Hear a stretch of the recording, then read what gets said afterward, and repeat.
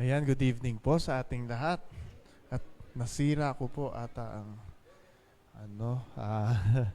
Good evening po sa ating lahat at ah, sige, hindi ko na po bibilahin kung ilang araw na lang po ang Christmas. Siguro assignment na lang po natin yan para sa next Wednesday maaalala po natin. Ilang linggo na lang bago mag-Christmas. So, magsimula na po tayo sa ating pong text for this evening. At matatagpuan po sa James chapter 1 verses 22 through 24 at 25. Sige po. Sayin po natin. Do not merely listen to the word, so deceive yourselves. Do what it says. Anyone who listens to the word but does not do what it says is like someone who looks at the mirror and after looking at himself goes away and immediately forgets what he looks like. Verse 25. But whoever looks intently into the perfect law that gives freedom and continues in it, not forgetting what they have heard, but doing it, they will be blessed in what they do. So ayun po. Purihin po ang pagkabasa po ng salita ng Diyos. Tayo po muna ay manalangin. Thank you, Father. Thank you, Jesus. Maraming salamat, Lord, Holy Spirit, at kayo po ang patuloy na kumilos sa aming sanctuary at kayo po ang patuloy na manguna at habang kami po ay nakikinig ng inyong salita, bigyan niyo po kami ng wisdom, open our ears, our minds so that kami po ay manamnam ang inyo pong salita at kayo po ang patuloy na manguna sa amin. We thank you, Father, in Jesus' name. Amen. So ayun po, sige, basahin ko po uli. James chapter 1 verses 22 to 25, pwede rin po nating tignan sa ating mga Bible. So do not merely listen to the word and so deceive yourselves. Do what it says. Anyone who listens to the word but does not do what it says is like someone who looks at the mirror and after looking at himself goes away immediately and forgets what he looks like. So hanggang doon lang po muna tayo. So tayo po ay pinapangaralan ni James o yung itong verse na ito ay pinapangaralan po ni James ang kanyang mga readers na wag lang maging hearers of the word but maging doers. Kasi marami pong taong nakakakinig ng salita ng Diyos, maraming taong naaabutan ng salita ng Diyos, ng Word of God, but napakaunti po ang mga taong nakikita ang Word of God sa kanilang pamumuhay. Alam naman po natin ang difference nito, di ba po? So hearing is one thing. Yun po yung gustong iparating ni James. Hearing is one thing and doing it by applying the Word of God sa inyong buhay ay another thing. So ito rin po ay point ni Jesus nung siya ay nasa mountain, nung siya po ay nagtuturo ng Sermon on the Mount. At matatagpuan po ito sa Matthew chapter 5 versus chapter 5 hanggang chapter 7. Napakahaba po yung preaching ni Jesus doon.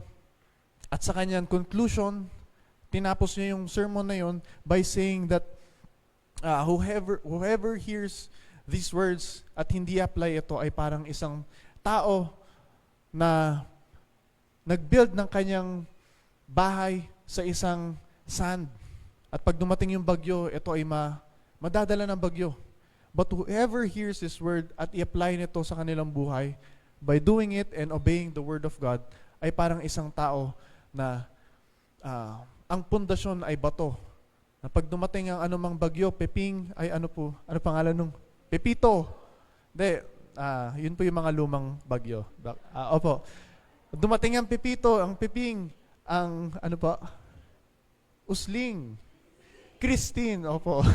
Dumating ang Christine na bagyo at dahil maganda ang pundasyon nung po sa mga makalumang bahay, yung first level nung bahay, di ba parang brick o yung mga bato.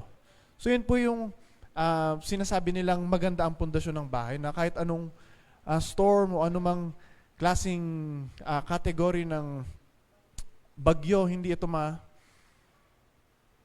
maiihip o ano bang magigiba, hindi magigiba. So yun yung pangwakas ni Jesus dun sa kanya pong Sermon on the Mount na 3 chapters po. Di ba, diniscuss niya yung Beatitudes. Preach niya rin po yung salt and light hanggang sa dumating siya sa dulo na parang sinasabi niya, teka, ang dami ko nang binigay sa inyong word of God bago kayo tumayo. Lahat na makakinig ng salitang ito ay apply nila sa kanilang buhay. Yun yung conclusion ni Jesus Christ bago niya patayuin yung mga taong nakikinig dun sa Sermon on the Mount. Na the one who hears these words should apply it in their lives. So yun nga po, sa atin, marami po nakikinig ng salita ng Diyos, uupo dito, uupo sa church, makikinig ng salita ng Diyos, maaring siya ay na-touch dahil magaling rin yung preaching, magaling rin po yung nagsalita sa stage. Maaring ikaw ay na-move, maaring ikaw ay natuwa, nagalak sa Word of God na iyong narinig. Pero hindi po doon nagtatapos yung sermon. Hindi po natatapos by hearing it.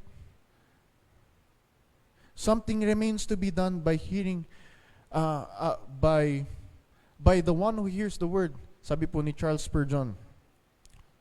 The word of God is a revealer of secrets. Opo, ganda po nung sinabi niya doon. Na parang ang word of God, nire-reveal dito ang kung sino ka. Nire-reveal dito ang iyong pagkatao, ang iyong attitude, ang iyong thoughts, ang iyong inmost being, nare-reveal dito ng Word of God.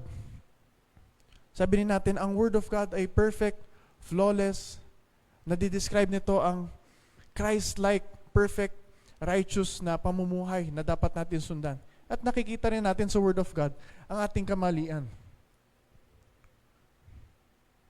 So kanina, nabanggit ni James ang paghahambing ng hearer at not doers of the word, na parang isa kang tao na nananalamin sa mirror.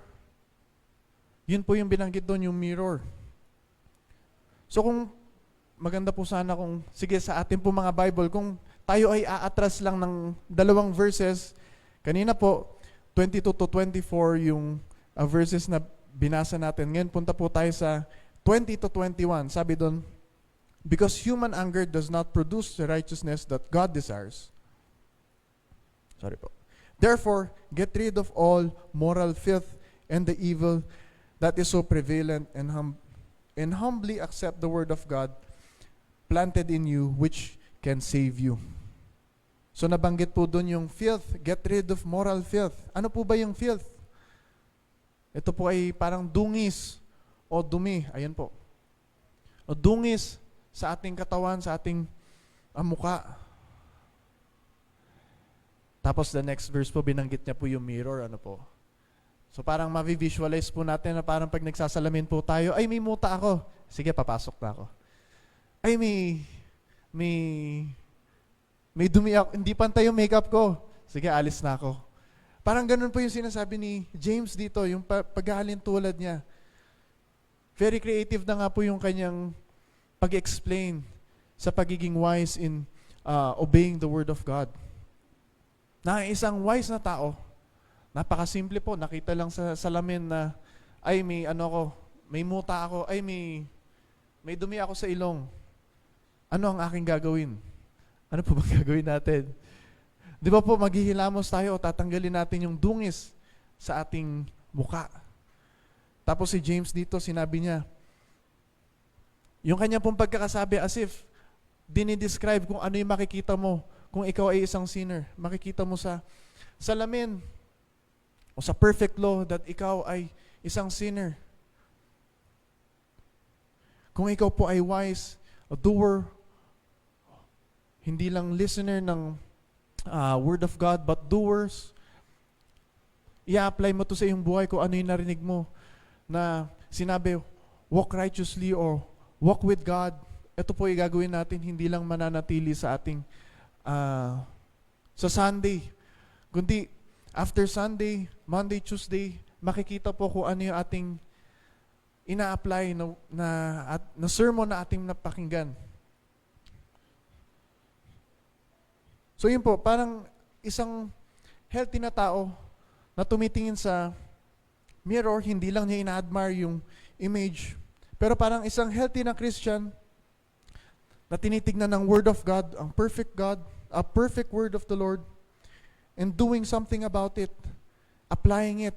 Paano ko ma-apply ang wisdom na binigay sa akin ni Lord? Pag sinabi sa'yo ng Word of God, na ikaw ay guilty sa isang sin, what shall I do? The Word of God tells us what we should do. Complete na po yung Word of God. At ang ating lang po ay gagawin ay i-apply ito sa ating buhay habang tayo naglalakad in the Spirit. Kaya po sinabi ni James dun sa 21, sabi nun, na si Jesus ay nagplant ng Word sa ating mga puso. Ang kailangan natin gawin ay humbly accept it. Dahil ito ay makakapagligtas sa atin pag dumating ang pepito, o anumang klaseng bagyo o temptation na dumating sa ating buhay. Ito ay makakapag-save sa atin. Let me end this prayer meeting by saying kung ano yung sinabi ni Jesus in Luke 11, that blessed rather are those who hear the word of God and obey it. Amen po. Tayo po yung manalangin. Thank you, Father. Thank you, Jesus. Thank you, Holy Spirit. Maraming salamat, Lord, for continuously reminding us that we should obey the word of God. Ito po ay manatili sa aming puso't isipan, aming pagmuni-munihan in the morning and in the evening. At ito po ay may apply namin as we are continuously walking in the Spirit with you. Kayo po ang patuloy na mag-light ng aming feet. Kayo po ang mag-direct sa amin on where we go. Kayo po ang maging wisdom namin. In Jesus' name, Amen.